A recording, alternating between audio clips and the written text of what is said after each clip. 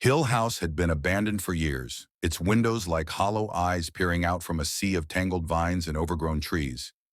No one in town spoke of it anymore, except in whispers. But for Alice, the house held an irresistible pull. She had always been fascinated by things that others feared. One evening, just before dusk, Alice ventured up the winding road to Hill House. The air grew colder the closer she got, as though the house itself exhaled a deep, icy breath.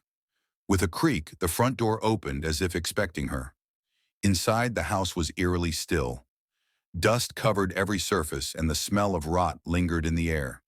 Shadows danced along the walls, cast by the dim light filtering through cracked windows. Alice's footsteps echoed in the silence, each creak of the wooden floorboards a reminder that the house was very much alive. Drawn deeper into the labyrinthine halls, Alice stumbled upon a door she hadn't expected.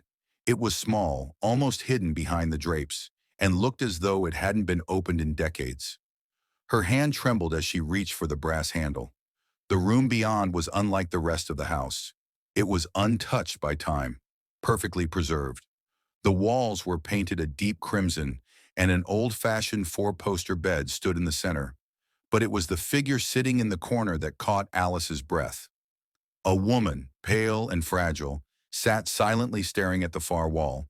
Her dress was ancient, lace crumbling at the edges, but her eyes, they gleamed. Who, who are you? Alice whispered.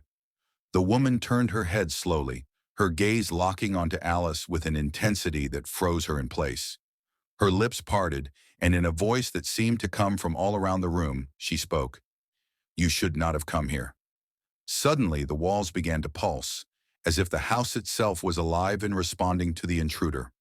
Alice felt the air thicken, her lungs straining with each breath. She turned to flee, but the door slammed shut with a deafening thud. The woman in the corner stood now, her form shifting, blurring between solid and transparent. Her face twisted with sorrow and rage. You must take my place. The words were a command, and Alice felt the pull, an invisible force tugging at her mind. She was no longer in control of her body. The room spun, the walls closing in. As her vision darkened, she realized the truth. Hill House had claimed her, just as it had claimed countless others before her. In the years to come, Hill House remained abandoned, but locals would sometimes catch a glimpse of something or someone through the windows. A young woman dressed in modern clothes, staring out with eyes that had seen too much.